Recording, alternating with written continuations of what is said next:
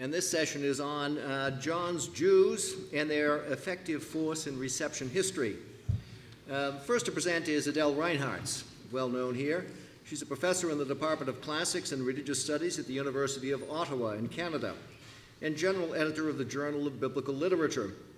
Her main areas of research are New Testament, early Jewish-Christian relations, the Bible and film, and feminist biblical criticism. She's the author of numerous articles and books, including Befriending the Beloved Disciple, a Jewish reading of the Gospel of John, Scripture on the Silver Screen, Jesus of Hollywood, Caiaphas the High Priest, and Bible and Cinema, an Introduction.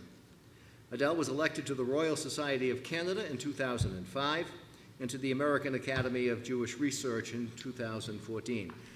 Please join me in welcoming Adele Reinhartz back to Yale. Thank you very much.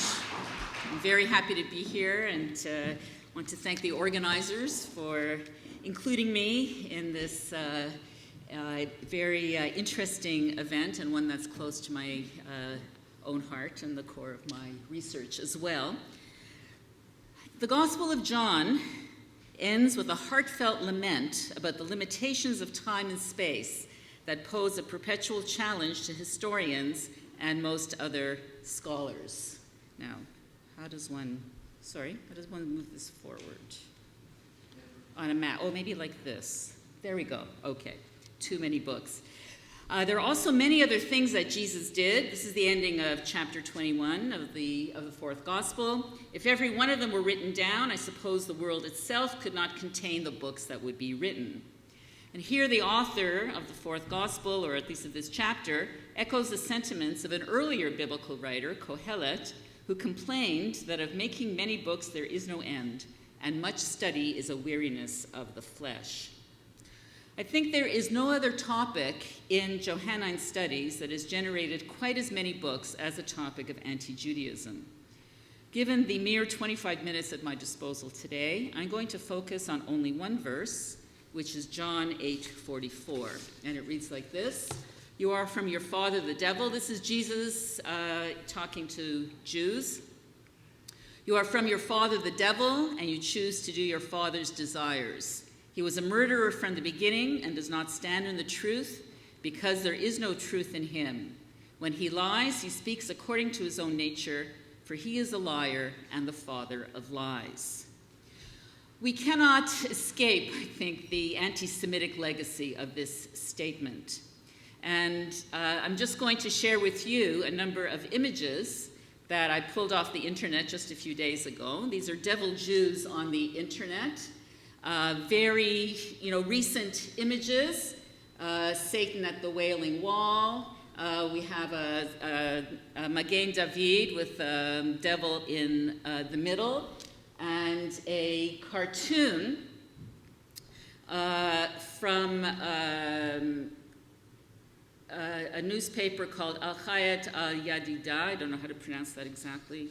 The official Palestinian Authority daily, which again has a devil Jew imagery as well. And in addition to what you find on the internet, and this is another one I wanted to show you, which I was very interested in. This is a website called Jewish Creeps Using the New Testament, and it's on this volume, The Annotated New Testament, that I and many other Jewish New Testament scholars contributed to, with the two editors, Mark Bretler and Amy Jill Levine. And what was of interest to me is the fact that John 8:44 is quoted right on the webpage. So it's not exactly an academic question, as some people might, not some people in this room, but I've encountered those who would say that.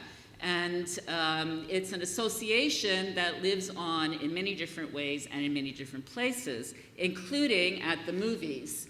And I just want to show you one clip from Mel Gibson's famous or infamous film that brings Jewish devil children to life before our eyes.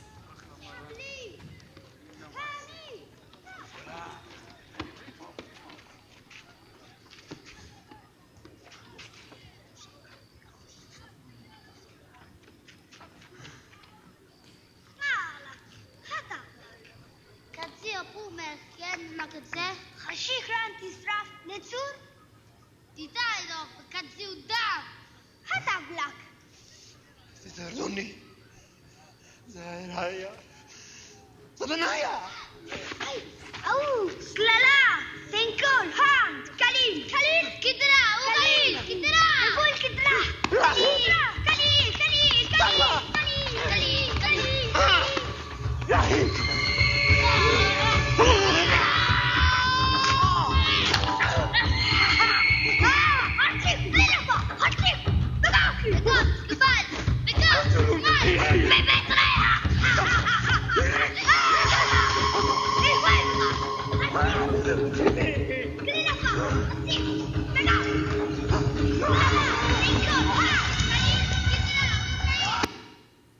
When I first saw the film, The Passion of the Christ, and I saw this scene, it really blew me away. And what you probably couldn't see because of the color and the quality of the clip is that those little children, those boys, are wearing kippot. And that's what really astounded me, that you have little Jewish children wearing kippot that turn into demons before your eyes.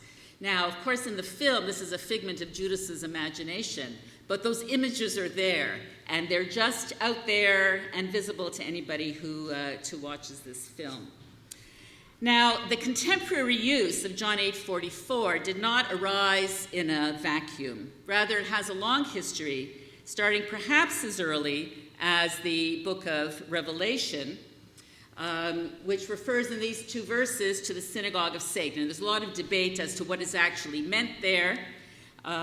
We don't know whether the author was borrowing directly from the fourth evangelist. We also don't know exactly what those verses are meant to represent. But the associations of Jews and Satan, at least, is clear. And there may also be an allusion to this in 1 John 3:12, which reads, we must not be like Cain, who was from the evil one and murdered his brother. And why did he murder him? Because his own deeds were evil and his brother's righteous. And there's in patristic literature and elsewhere, there is an association between Jews, Cain, and Satan that may be somehow related to this verse. The tendency to connect Jews to Satan is attested in patristic and other post-New Testament texts as well. I just have a few examples here. This is Heraclion, whose work is preserved in fragments. I'm not going to go through all of these, but these are all examples of passages in post-New Testament literature that pick up on the language of the Gospel of John and extend it further. So that's Heraclion. We have here a long quotation again, which I won't read to you, and you won't have time to read it, but it does associate Jews and the devil in a way that is really fairly absolute. And again, in John Chrysostom. There's a lot of imagery and really way more material than I could possibly present from the Middle Ages. And here I've relied on the work of Joshua Trachtenberg, who wrote a book called The Devil and the Jews. This book was published by Yale University Press in 1943, and clearly under the shadow of what was happening in Europe at that time. And this I am going to read. If the Jew is today despised and feared and hated, it is because we are the heirs of the Middle Ages. If it is possible for demagogues to sow the seeds of disunion and discord, to stir fanatical emotions and set neighbor against neighbor, it is because the figure of the demonic Jew, less than human, indeed anti-human, the creation of the medieval mind, still dominates the folk imagination. Clearly here speaking about Nazi Germany and other expressions of anti-Semitism in the 20th century. Given this rich medieval background and Luther's own use of Satan imagery when discussing the Jews, it is not surprising, perhaps, and here I have this on the Jews and their lies. He uses these same material. It's not surprising that John 8:44 found its way into Nazi posters and propagandas. So here we have Luther, here we have a range of medieval These are woodcuts or other illustrations, some from illuminated Bibles. And we have here the quotation from the Merchant of Venice that I used as my title. And here I have two images for which I thank Ruth Sheridan for drawing my attention to these. These are examples of the use of John 8:44 in Nazi signage. And in the first one, it says, whoever knows the Jews knows the devil. And in the large one, it says that the father of the Jews is the devil. So clearly relying here on John 8:44. I think this makes the notion of the legacy or the ability to deny the legacy of 8:44 pretty difficult. You have a constant stream of usage from the ancient period to the present day. Now, few scholars would deny that John 8:44, as well as other sections of the fourth gospel, have been interpreted in ways that promote fear of and hostility towards Jews. Far more contentious is the question of whether this impact was an unintended consequence, the imposition of anti-Jewish attitudes on a text that had no anti-Jewish intentions, or whether the gospel itself can be described as anti-Jewish, and if so, in what sense? And this is where things get hot and heavy in Johannine studies around this question. Most New Testament scholars absolve the Gospel of John itself of the charge of anti-Judaism. And I'll just cite here a couple of scholars. Urban von Walde, for example, insists, quote, that the Wirkungsgeschichte of the passage, and here he's talking about John 8, must be distinguished from the passage's original meaning as it can be historically constructed.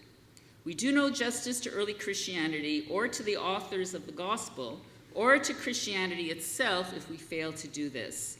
Our sins were not their sins. Von Walde and other scholars justify their benign reading of the gospel through recourse to standard historical critical methodology. If we would only situate the gospel in its proper literary, social, and historical context, they suggest, we would see that it could not have been anti-Jewish. With regard to 8:44, this argument takes two major forms: the prophetic and what I've called the conventional, that is, relying on ancient conventions. The prophetic approach argues that John 8 must be understood in the context of biblical prophecy. Like Isaiah, Jeremiah, and the other major prophets, Jesus called upon others to mend their ways, lest they be punished by God. The goal of such prophecy is not to curse or diabolize these others, but to prod them into repentance. And I have an example here by Henrik Hoth. When Jesus calls his listeners children of the devil, one cannot speak of a diabolization of the Jews any more than one can suspect the Jews of deifying themselves when they say they are God's children. Jesus points only at their devilish nature in dividing, destroying, and killing. It is not the Jews themselves that are depicted as devils, but because they in fact perform the works of the will of the devil, they are on his side. They are devilish because they sow division and kill people. So it's not the Jews, but their actions. Jesus' reproach is not an expression of enmity, but it's an attempt to make them realize what they are doing. It's a prophetic explanation of events in the hope that his listeners will repent. And then along the same lines, we have Stephen Mottier, claims that predictions of judgment and warning are issued so that they might not be fulfilled. Even if the phrase "you are of your father the devil" becomes in its context, even "you are of your father the devil" becomes in its context a passionate appeal to change direction. The polemic of John 8 serves not merely to denounce, but to warn, to persuade, to prompt its own negation. Now, the postmodern side of me likes the idea of a text prompting its own negation. I personally don't think that that's what's happening here, but In any case, this exemplifies a particular type of approach, what I've called the prophetic approach. A second approach is to argue that what John is doing here is simply relying on the standard, stereotypical, polemical language of ancient Mediterranean societies. This approach relies heavily on an article published by Luke Timothy Johnson in the journal Biblical Literature in 1989. In this article, Luke Johnson surveys ancient polemics and concludes that the slander of the New Testament is typical of that found among rival claimants to a philosophical tradition. The way the New Testament talks about Jews is the way all opponents talked about each other back then. The main thing such slander signified, says Johnson, was that someone was an opponent. This has really become very popular in my field, and I'll just give a couple of examples. Van Valde adopts this approach for John 8:44, which in his view simply restates the basic conviction that because his opponents don't accept what he has to say, they are doing wrong. In other words, Jesus' opponents. When he says they're not of God, that they're not of the truth, that they're follower of the father of lies, he's using a series of categories which his reader would immediately have recognized as a standard type of apocalyptic argument. The reader would certainly understand that the writer recognized the other group as an opponent and was accusing them of doing evil. They would also recognize that the argument had no more hostility to it than any other case in apocalyptic polemic. So this is a way of diffusing, I suppose, the emotion that seems to us perhaps to underlie John 8 by saying, well, in the ancient world, nobody really would have thought twice about it. One then wonders, though, why the church fathers went to town. They were, after all, readers of this gospel and yet did not seem to respond in the same way. In any case, not everyone differentiates so sharply between the text and its reception history. And I cite here Judith Liu, who explains that recent developments in literary and hermeneutical analysis have made it much more difficult to think of the text as something that can be separated conceptually from its interpreters. In the same way, the idea of authorial intention as something accessible through a text has also become highly problematic. And so she goes further on to talk about the inseparability of text and interpretation. And so the history of interpretation becomes part of the meaning of the text for subsequent interpreters. And I think this is a very important point that is helpful in understanding this passage.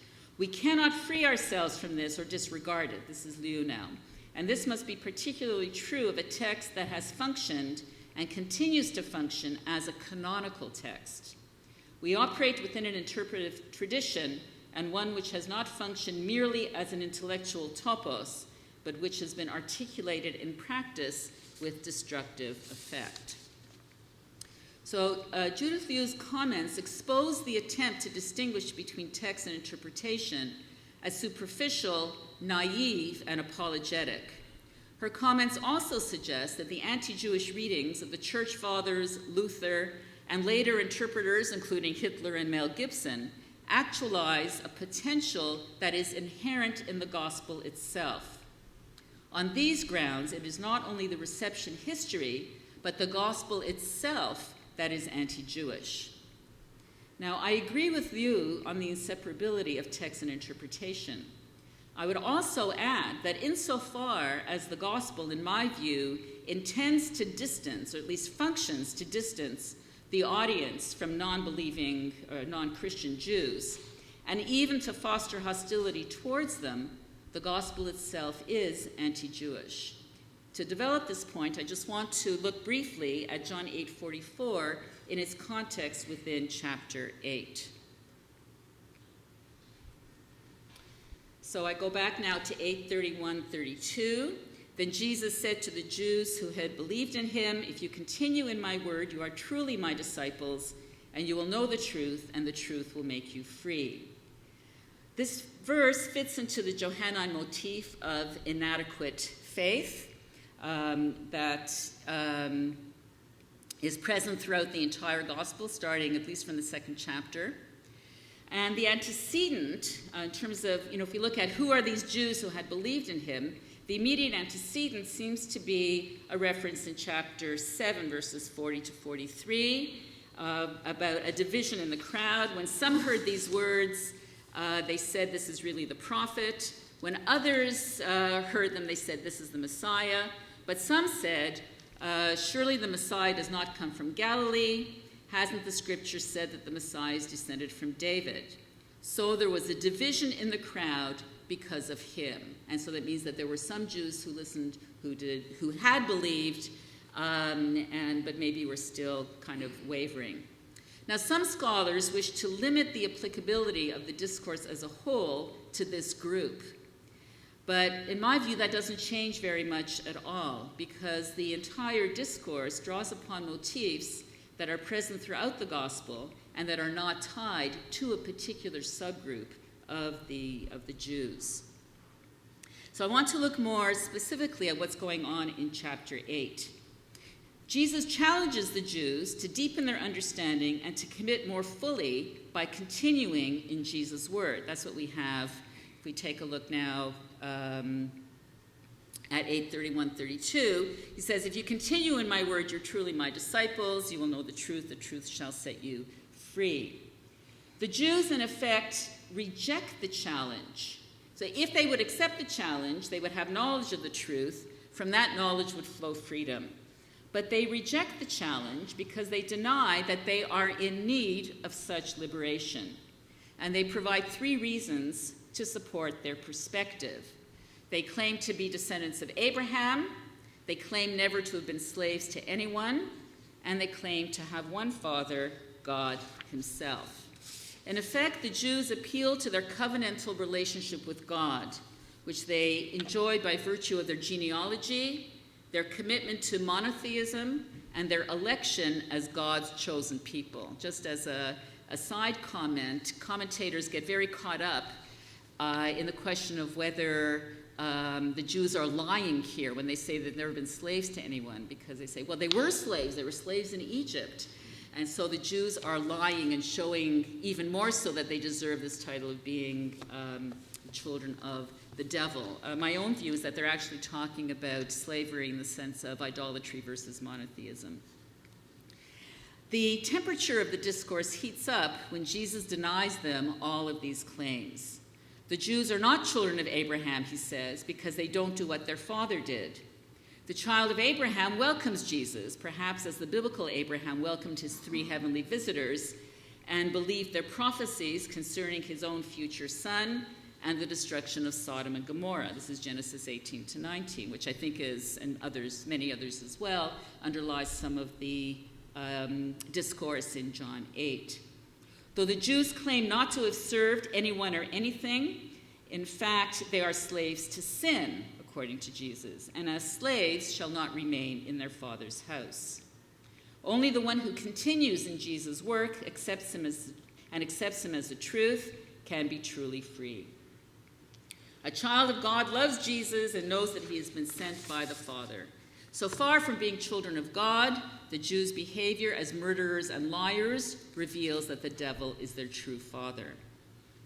Jesus not only denies the Jews' entitlement to these covenantal identity markers, but he also appropriates them for himself. I just want to be clear that I'm not talking about Jesus as a historical individual. I'm talking about Jesus as he's presented in the Gospel of John. Jesus is not a mere child of Abraham, but he existed before and was celebrated by Abraham, 8:56-58. Jesus not only achieves freedom, but provides freedom for others. Jesus is not only a child of God, but is the only Son of God, the one who has full and legitimate access to God's house. So these are the ways in which Jesus appropriates these same covenantal claims for himself. So in this section of 8:31 and following, the narrator strips the Jews of their voice, and Jesus denies them those features that are central to their own self-understanding as articulated in this passage. Now, the question then is, are the commentators who say that it's the Jews' deeds that are vile correct in distinguishing between the deeds and the Jews' essence? This is one of the central points that is made by many scholars.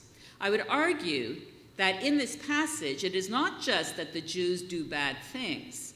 It is that they are in their essence of demonic, satanic, I should say, rather than divine origin. Their refusal to believe shows that their covenantal relationship with God and their status as a divinely chosen people is a lie.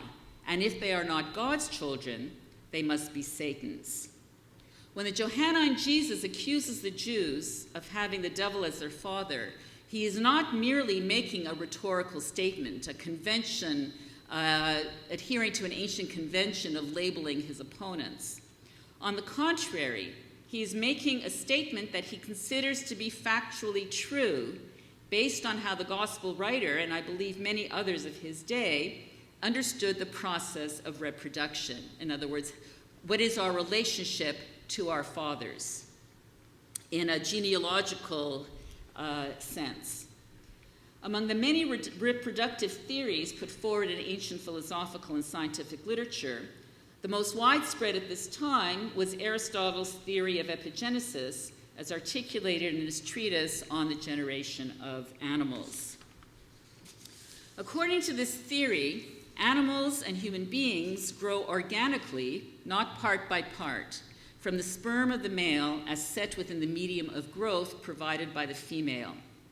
The male semen determines the form of the embryo, as well as the process by which it reaches maturity. In Aristotle's view, the degree and nature of the resemblance between parents and offspring are determined by competition between the male and female principles in the early stages of the generative process. In ideal circumstances, as in the case of God and God's Son, the male principle will father a son who is identical to himself in all respects. And it's in this sense that the Father and the Son are one, which is a statement made in the Gospel of John. So when the Gospel of John identifies Jesus as the Son of God, he means it in a kind of very concrete, material way, in addition to all of its spiritual connotations. And the Son can do the things that the Father does because he has reproduced the Father precisely in this perfect process of reproduction. The Gospel uses the language of generation to describe not only those who become legitimate children of God, such as Jesus and those who believe in Jesus, but also those who claim to be so and in fact are not. Now, as we've seen, the confrontation between Jesus and the Jews revolves, at least in part, around competing genealogical assertions. So the Jews claim Abraham as their father in 839, and in 841 they trace their genealogy back even further to God. And then Jesus says, "If God were your father, you would love me, for I proceeded and came forth from God." Okay, so this is the language of generation, of reproduction. "I came not of my own accord, but he sent me." Because their behavior does not resemble that of Abraham or of God, Jesus denies their claim to be children of Abraham and of God. So Jesus' argument in this case appeals to the belief that paternity is attested by the likeness or similarity between father and son. And so the gospel uses the theory of epigenesis to delineate the boundaries between those who are within the community and those who are outside it.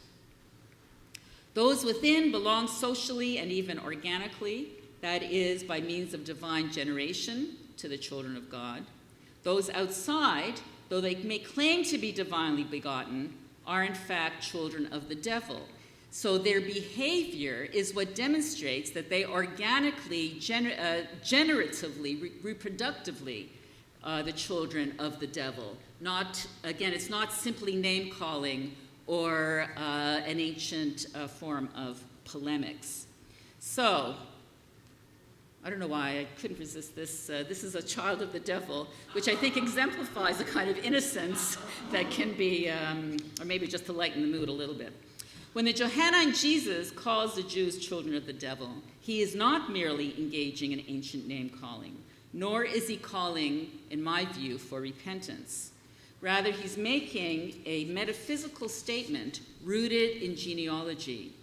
By their behavior towards the Son of God, the Jews are treating the Son of God in the same way that the devil treats or would like to treat God.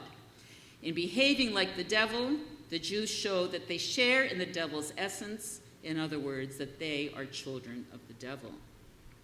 It is obvious that later readers of John, from the church fathers to present-day anti-Semites, read John 8 in precisely this way. Some might argue that such readers fail to read John 8 correctly, that is, within its proper historical and literary context. But if Judith Liu is correct in stressing the inseparability of meaning and interpretation, those hostile interpretations in fact actualize anti-Jewish tendencies that are inherent in the gospel itself. And if I'm incorrect in seeing the role of Aristotelian epigenesis here, I think that it goes deeply into the mindset, at least created by this gospel, if not necessarily, we can't know the intentions of the author.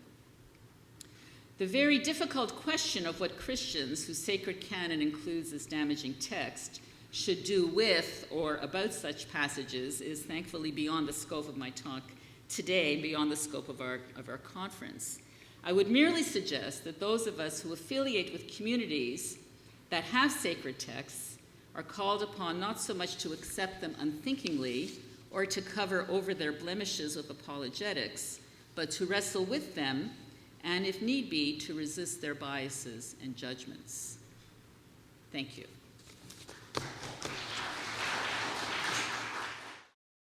Our next panelist is Ruth Sheridan, who comes to us from Australia, where she took her doctorate at the Australian Catholic University in 2011 with a dissertation on the Fourth Gospel entitled Retelling Scripture, the Jews and Scriptural Citations in John 1:19 through 12:15, published by Brill in 2012. For that work, Ruth in 2013 was given the Manfred Lautenschläger Award for Theological Promise. Some of you may know this award by its earlier name, the Templeton Prize. She is currently a postdoctoral research fellow at the Charles Sturt University in New South Wales, Australia, and is currently at work on a monograph on the figure of Abraham in John 8, to be published by T&T Clark. I came to know Ruth and her work when I was in Australia 2 years ago, and it gives me great pleasure to welcome her today to Yale. Ruth.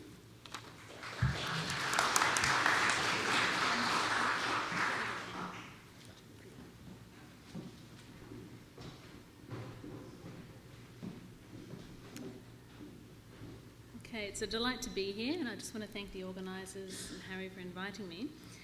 So today, the title of my talk is Reproducing Johannine Anti-Judaism, the Case of Commentaries on John 8:32. So let me begin by just explaining how I came to this topic. So I'm currently writing a book on John 8, a text that's long been regarded as one of the most vitriolic in the New Testament in terms of its portrayal of the Jews. However, my focus today isn't on the gospel text itself, but on one aspect of the text's legacy that I became aware of in the course of researching my book. I began to notice a particular interpretive trend in many of the gospel commentaries on John 8:32, which Adele has already referred to in her talk. This trend is alarming both for its prevalence and its longevity, and it appears to have become partially entrenched in the commentary genre. But I think it has resonance with, and maybe even roots in, anti-Semitic systems of thought that emerged in early modern Europe. So what is the substance of this interpretive trend? Oh, hang on. Yes. Let's take a look at the gospel text to gain our bearings for a minute. Again, Adele has already brought this up on her slides, so I don't have to go into a lot of detail, but basically the context in the gospel shows that a debate is beginning to emerge between Jesus and the Jews who had believed in him. And Jesus promises them that if they remain in his word, they'll be his disciples, they'll come to know the truth, and the truth will set them free. The Jews reply, "We are descendants or seed of Abraham and have never been slaves to anyone. What do you mean by saying you'll be made free?" And Jesus answers, "Very truly I tell you, everyone who commits sin is a slave to sin." And I've just bracketed those last two words because not all manuscripts attest them. Now, I've underlined verse 33 because that's where this interpretive trend that I've identified, where it centres upon. It focuses on the Jews' response in verse 33 and characterises it not as mere indignation, and certainly not as a legitimate counterclaim, but as a perverse embodiment of Jewish nationalism, pride, privilege, and prejudice. These readings in the commentaries exacerbate the already pejorative characterisation of the Jews in John 8. So they basically cluster around the core trait of the Jews' apparent pride. That's a strongly recurrent term in the modern commentaries. But commentators will also describe the Jews' boasting, complacency, self-delusion, and error. And other more malignant traits include their lying, their rebellion, their legalism, and even their infidelity to their covenant. Now, I found this particularly striking because the immediately preceding verse, Jesus' words about liberating truth, have had a luminous reception history of their own. One major commentator referred to that verse as, quote, "one of the most magnificent Johannine phrases, which to this day have lost nothing of their radiance." And yet the reply of the Jews in verse 33 elicits some of the most invidiously judgmental language in the commentaries. Now, of course, not all of the commentaries took this path. There were certainly exceptions, and we'll try to look at those as well and explain them a little. And I should just say here that this project represents a work in progress, and that the handout that you have in front of you basically shows you that the range of modern gospel commentaries is very extensive and very large. So I'm showing you today only a sample of what I've been able to consult so far. And basically these are the ones that are in English and German. Most of them are considered standards in the field, or many of them, and have a high impact on the study of John's Gospel even today.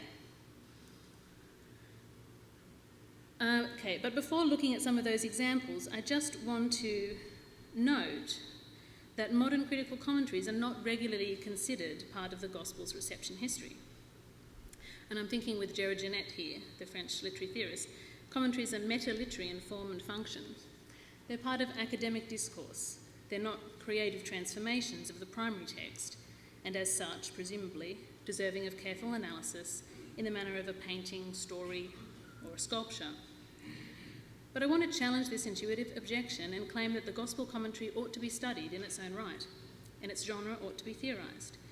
Indeed, it's precisely the commentary's meta-literary form that sharpens the problem I'm addressing, because the commentary invites itself to be read as an exegetical tool and as a resource, presenting as a standard reference work, and it functions as a complement or companion to the gospel text, almost of necessity adopting a compliant reading position with respect to the text's message about Jesus.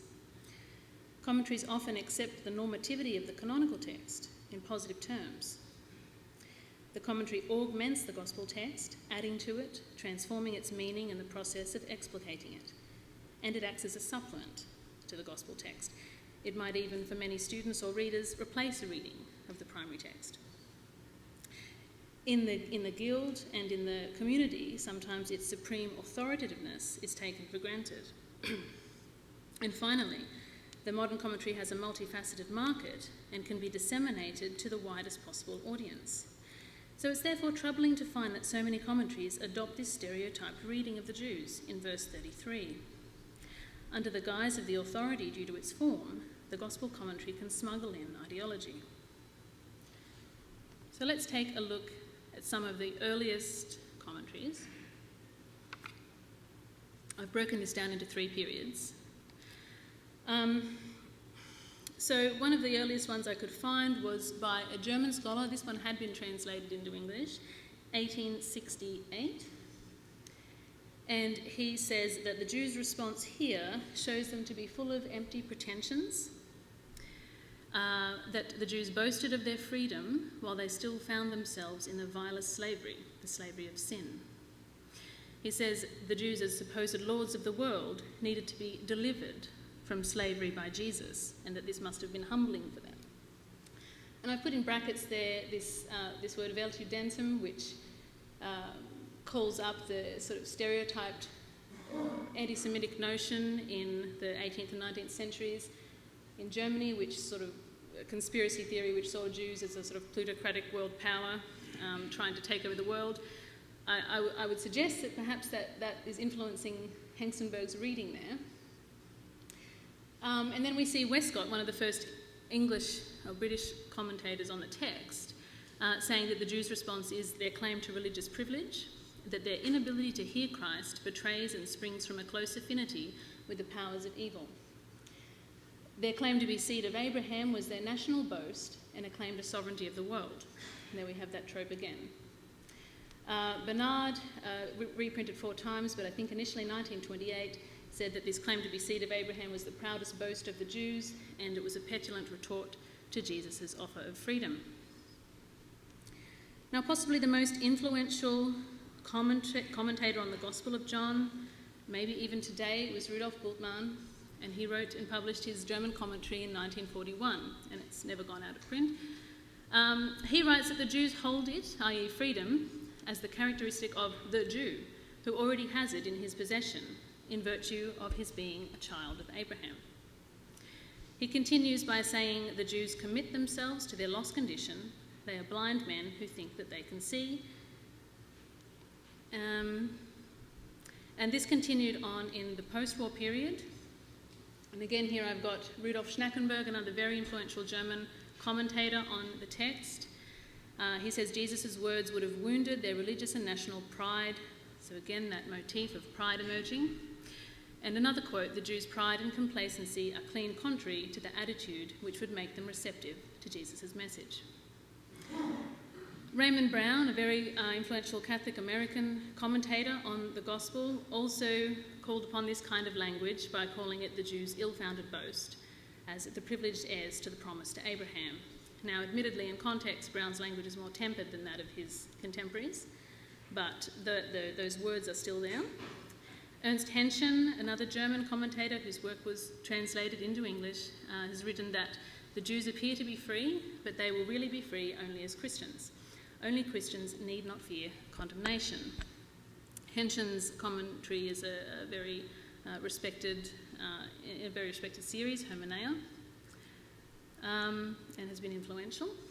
C.K. Barrett, Charles Barrett, British commentator, writes, or he begins well, in fact. He sort of establishes a critical distance between what the Jews are saying in the text, and he says, these words are put into the mouth of the Jewish objectors. But he does continue to give his judgment. He says, this very claim, uttered in human pride over against the representative of God himself, is an instance of the bondage referred to in verse 34. That is, it's indicative of their slavery to sin. And he continues, here they are confident that they are free men and have no need of a liberator. And this kind of particular motif of needing a saviour or needing a liberator continues to emerge later on in commentaries by Lindars and Ellis, but for the constraints of time I won't go into that. Now, George Beasley Murray has written a commentary in the 1980s, and he takes things in a new direction. He says that the wider pericope, John 8:30 to 59, represents, quote, a typical statement of Jews coming to faith in Jesus.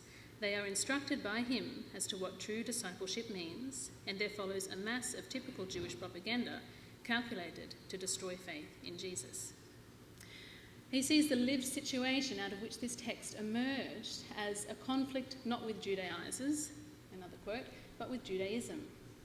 And then he continues this idea of the boasting. The Jews' response was the boast of the rabbis. Now, the 1990s was a very prolific period in terms of the production of commentaries. It was also quite surprising to see that The trope of Jewish pride continued to be expressed even as late as the 1990s, particularly after some very important work by Ed Sanders. You would think that it would have time to filter down into the discipline, where he reconsidered a lot of these sort of stereotyped anti-Jewish readings of the New Testament. But an increased sensitivity to the perils of anti-Jewish exegetical interpretation doesn't seem to have affected the commentaries at this point. So Donald Carson's views are particularly disturbing. He writes that the Jews are unwilling to recognise their own slavery to sin, nor indeed the fickleness that oscillates between hero worship and massive discontent. He goes on to talk about their inherited privilege, their refusal to recognise the divine word, and he understands Jesus' reference to slavery as a vicious slavery to moral failure, to rebellion against the God who made us. The despotic master is not Caesar, but shameful self-centeredness, an evil and enslaving devotion to created things at the expense of worship of the Creator. Now, Carson's pastoral commitments are not hidden. He definitely brings that to the fore in his preface.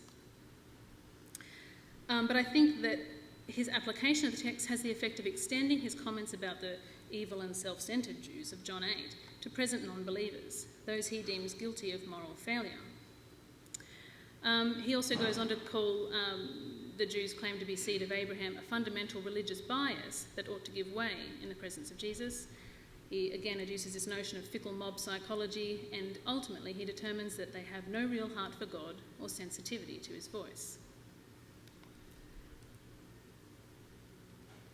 Herman Ridderbos, again writing what he called a theological commentary on the gospel, referred to the Jews' characteristic limitations in the following quote: "Their faith had to fit into the framework of their Jewishness and could not be allowed to violate what was fundamental for them in that Jewishness." In context, he's talking about monotheism, but he goes on to give this juicy part here.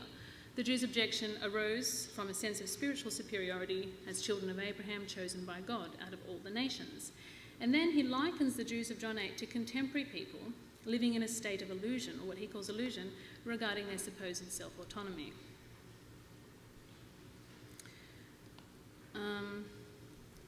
Now, one of the most disturbing ones that I found was by this author Thomas Brodie, published by Oxford University Press in 1993.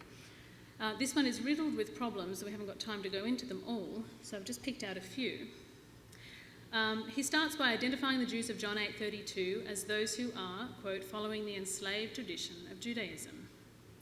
And he says, again with a concern of making an application to the present, they represent all those who abuse religion and all who, in place of genuine believing, substitute some form of triviality, superstition, idol, or lie. Then he brings up what he calls a proverb, although it's uncited and I don't know where he's got it from. And he says, "The corruption of the best is the worst." It shows that the corruption of religion and religion-like beliefs provides a place where evil may flourish.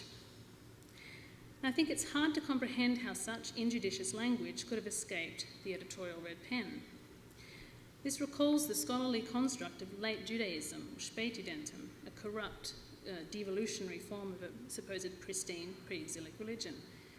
But the most destructive aspect of Brodie's text is his depiction of the Jews as evil, an inexcusable interpretive option in light of the history of Western anti-Semitism, which routinely associated Jews with the devil. Now, the implication of Brodie's text is that the rejection of Jesus' offer of freedom indicates a human propensity towards evil. I'll skip over the next quote that I've got up there, but you can see, in fact, to give a little bit of context, Brodie relies on works of popular psychology to make his generalised assertions here. And I'll just move on to the present. Okay, between 2000 and the present day, I noticed fewer examples of these kinds of interpretations in the commentaries. One could therefore hope that the passage of time is coincident with a greater awareness of the problems inherent in these kinds of exaggerated interpretations. But I did find two exceptions. One in 2010, both published by Erdmans, which is, I think, a scholarly evangelical publishing house. John Ramsey Michaels writes that the Jews conspicuously ignore Moses' words but they are simply, he says that he concedes that they are simply expressing a kind of national pride, and there doesn't seem to be any pejorative connotation when he says that, but even so their disclaimer misses the point. And then he says that the wider context calls into question their faithfulness to their own covenant. Even more problematic is a 2012 commentary by Dale Brunner. Now, Dale Brunner reads the Jews of John 8:32 as converts. This kind of falls in line with a reading tradition that sees the Jews who had believed in him as a subset of Jews, Jewish Christians, therefore converts. And so that explains the way he approaches the passage here. And he says these believers bring too much self-confidence to their conversion. They don't think they have many problems, or at least any bondage at all. Indeed, they don't bring problems into their new relation with Jesus so much as they now confidently assert they bring pedigree and privileges of the highest sort. These converts don't need Jesus' promised freedom. They already have it in Abraham. And so then he continues this notion of self-idolatry. He says the Jews put their trust, instead of in Jesus, in their prior heritage, and believe themselves to be their own saviours and lords. I think this is hardly warranted from the text itself. And ultimately, here's an expression that I think is loaded with prior theological commitments. The Jews have to be converted from their righteousness to a confession of their ties to sin.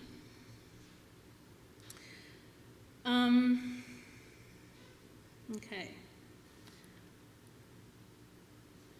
Now, I've picked out the juiciest cherries, of course. There were exceptions to this exegetical trend. And a number of commentaries did avoid imputing these overtly negative traits, such as pride and complacence, to the Jews. So I've just listed a few early exceptions there, and for the fuller publication details, you can see the handout. And so my question now, as I continue researching this topic, is how to explain the exceptions, or more particularly, to explain why some commentators adopt this trope of Jewish pride and others avoid it. I say avoid because I would assume that any commentator writing today would be aware of the tradition, since new commentators tend to read old commentaries. So I just thought, there are a number of factors that could influence, why this might be the case. I'm not saying that any one at the moment is determinative, until at least I consult the widest sample that I can, but I can make a couple of observations. One pertains to the English language commentaries in particular. And the other pertains to some very recent German commentaries. So at least in the commentaries written in English, I observed that commentators who took a certain methodological approach, strictly annotating the gospel text and adducing multiple parallels from antiquity for comparative purposes, were less likely to adopt the kind of judgmental interpretation that denigrated the Jews as proud.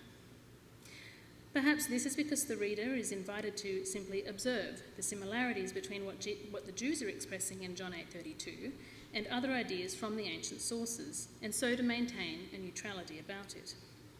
The contextual field provided by historical analogy in those commentaries possibly prevents the movement toward moral judgment from gaining the upper hand. The more significant problems that I did find happen to be in the more explicitly pastorally inclined commentaries, such as those of Brodie and Brunner. But that's not the whole story. Even in some English language commentaries, it's possible to maintain neutrality without employing historical criticism. Gail O'Day is one example.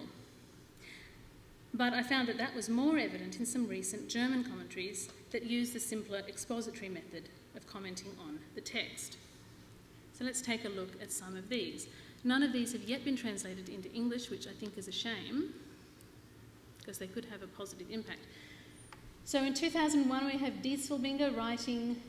now this is interesting. He doesn't sit back and get this kind of critical distance. In fact, he gets his voice, his commenting voice, gets very involved in the text. And in order to explain what the Jews are saying, he actually continues to impute speech to them. And so basically the sort of narrative mode continues in his commentary, and he says,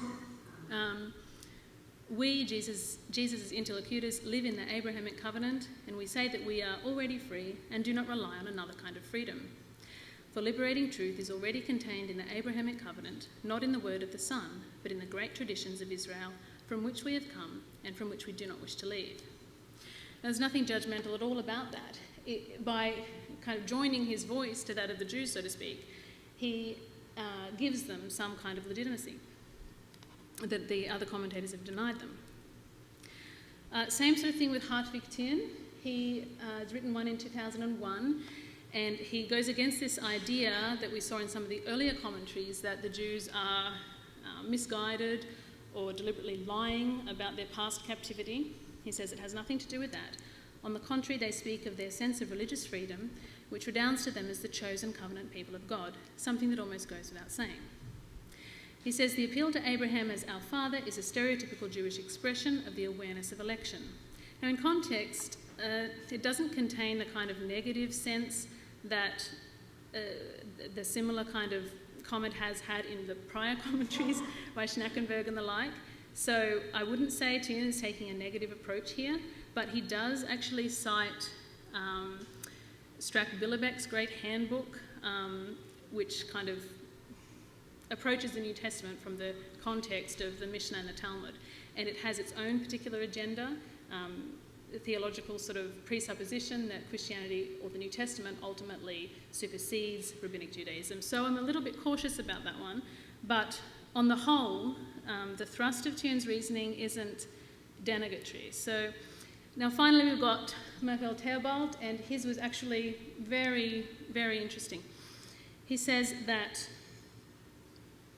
the Jews' response, "We have never been slaves to anyone," does not mean an external political freedom, but expresses the dignity, and notice the different words he's using there, of Israel as God's firstborn son, their covenant which throughout the ages cannot be forfeited and through which they maintain their inner freedom. I'm sorry for that clunky translation, but I think you get the sense. And he says the Jews' position cannot be morally discredited. And he's bringing into his commentary here two of his predecessors. So the first one, Pride and Self-Praise, that's Rudolf Schnackenberg. Theobald interpolates that exclamation mark there to show his opinion of that. And then their self-confidence is delusional. That's the word, I think, is it Ludgar Schenker? Or Ludwig Schenker, something. Okay, so Theobald is actually sort of engaging with that prior tradition and showing us what he thinks of it. Now he says the context is about two theological convictions that are brought together, being children of Abraham, participating in the freedom afforded by their covenant with God, and the faith in Jesus as the Messiah. Very interesting.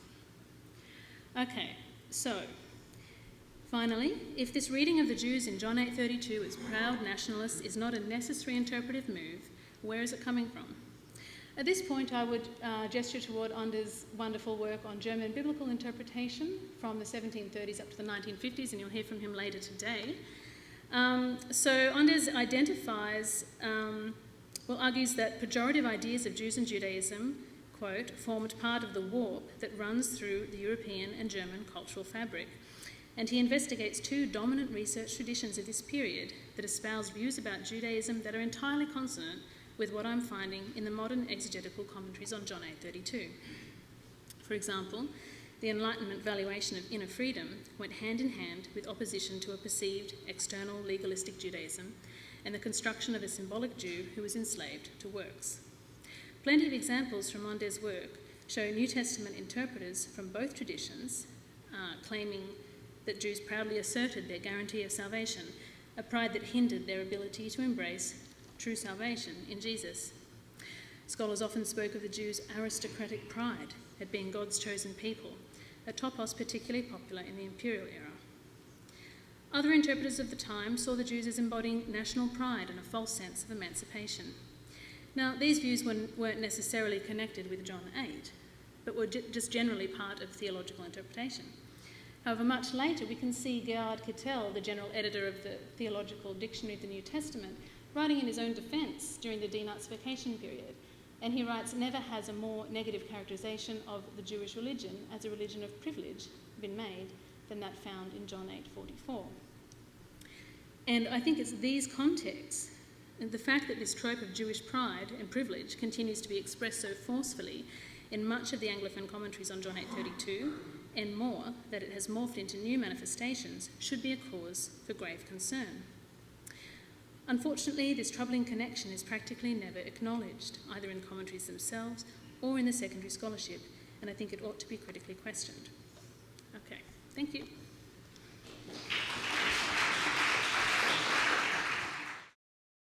So we have about 20 minutes for, maybe about 15 minutes for conversation, and the floor is open for questions, concerns, complaints. John Collins. Mm-hmm. Hold on, when will we get you a mic?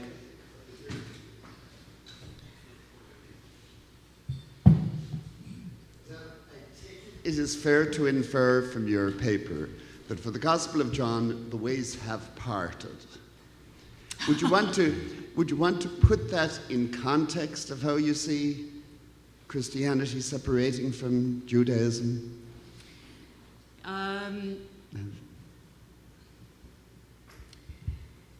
I used to say that in the Gospel of John, the ways had parted.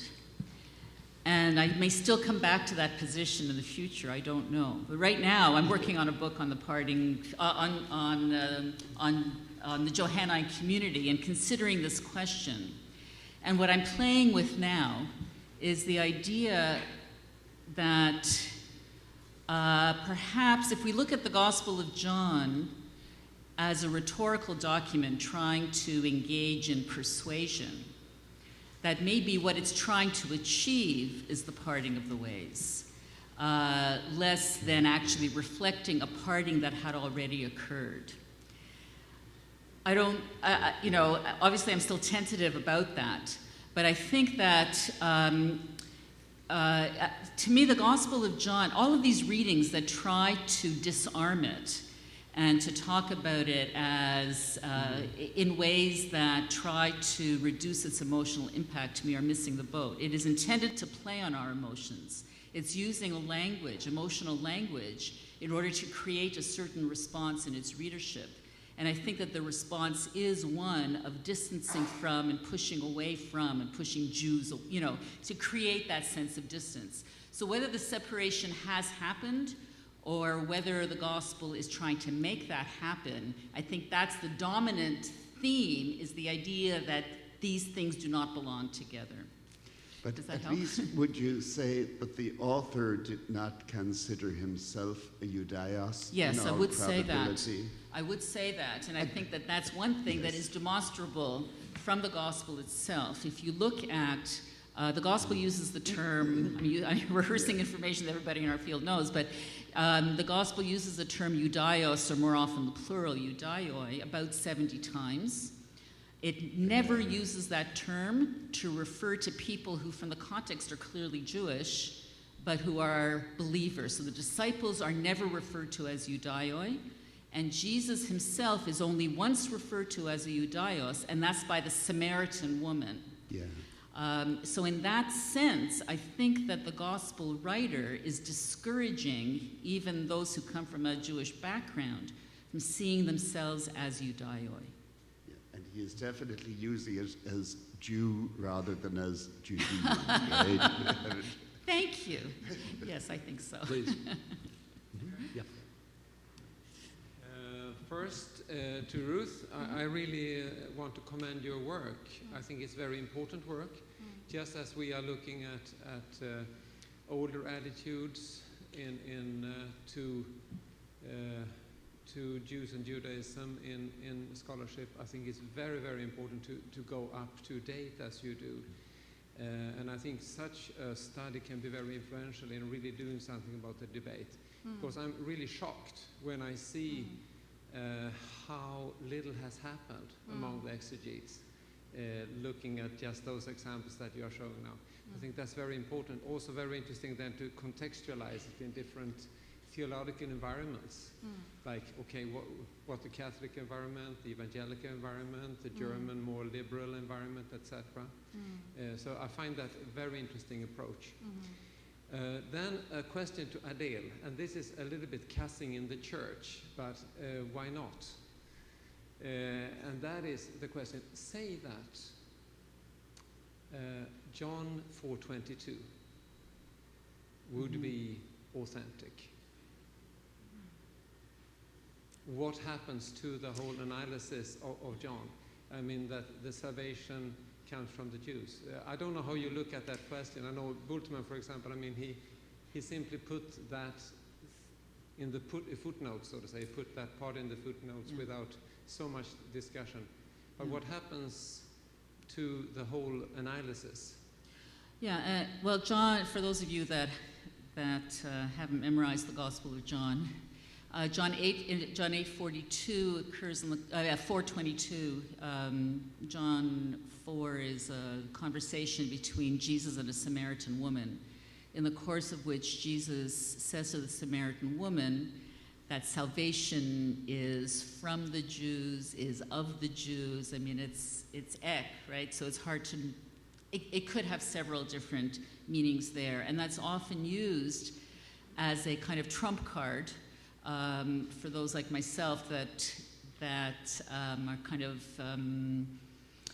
can't see too far beyond some of the 844 and some of the highly negative passages. So what do you do with the statement that salvation is from the Jews if otherwise you want to argue that there's distancing?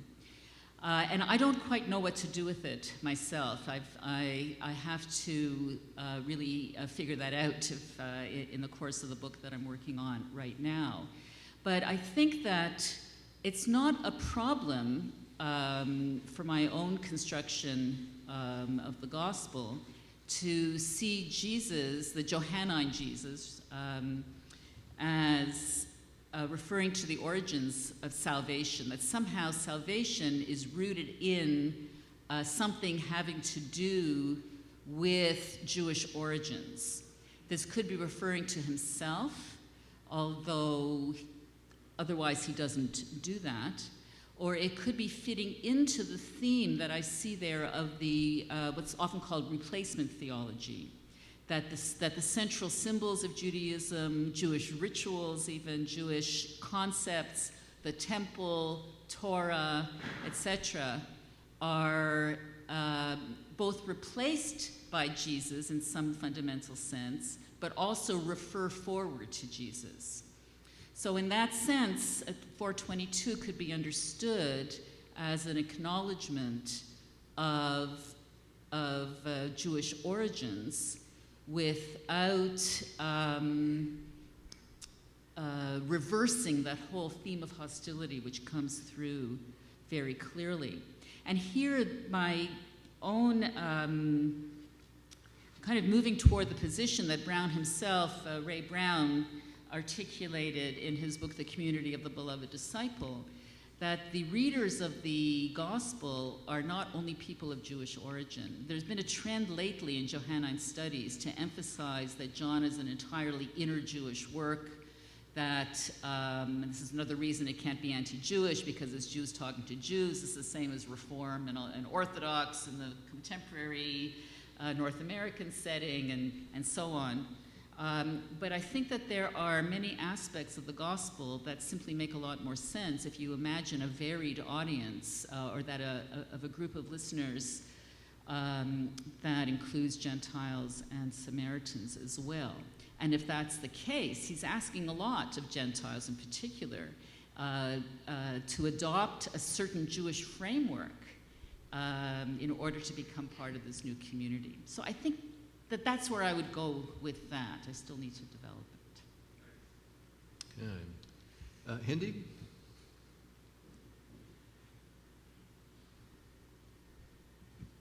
Thank you. My question is mainly for Ruth, but both Adele and Harry have thought about both parts of my question, so I invite you also to contribute.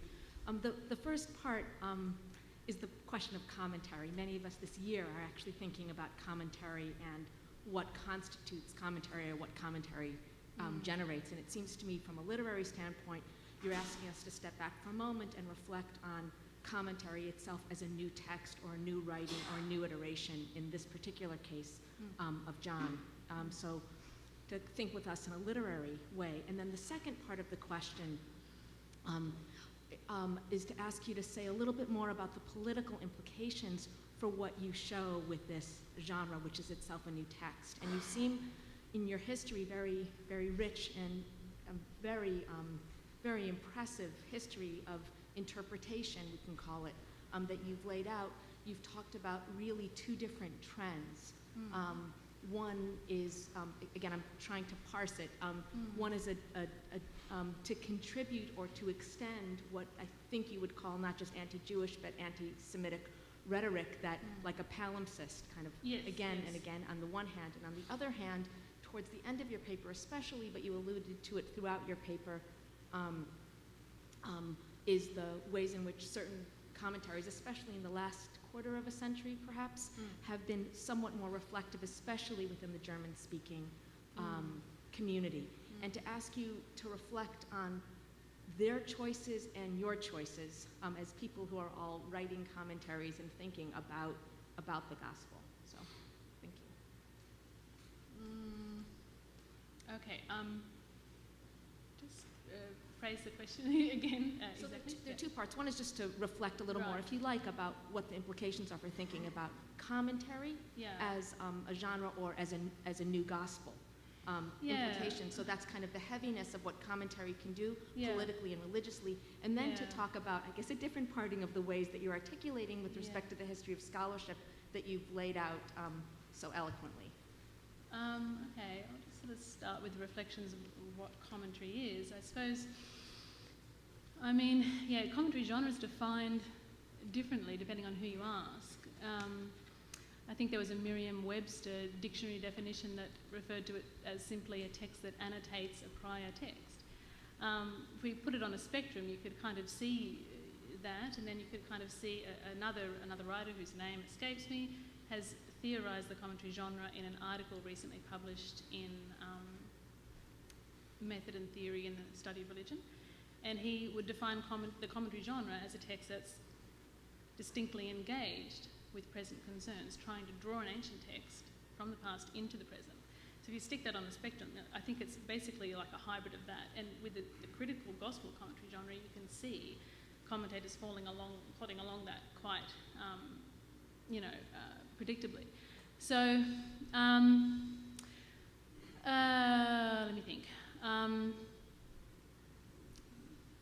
The commentary it's definitely a transformation of the prior text. I brought up Jared Jeanette because he works with this notion of the hypertext and the hypotext. I speak like that because I don't pronounce the R, so it sounds the same to you guys.